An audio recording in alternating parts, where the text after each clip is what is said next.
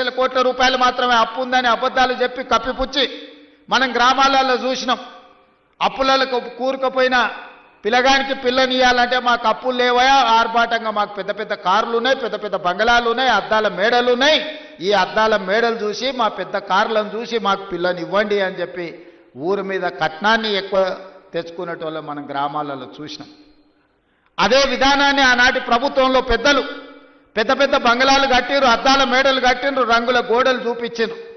కానీ రైతుల యొక్క ఆర్థిక వ్యవస్థ చిన్న భిన్నం అయిపోయింది.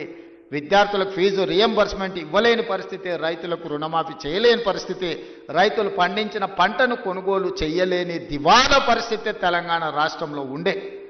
ఆనాడు అసెంబ్లీ సాక్షిగా ఆనాటి పెద్ద ఆయన చెప్పిండు, మేమేం సత్రం నడపలేమీడా, రైతులకు మేము పండించిన పంట కొనాలంటే 7,000 కోట్ల రూపాయల నష్టం వచ్చింది, మేమెందుకు కొంటాం, ఓరేసుకుంటే మీరు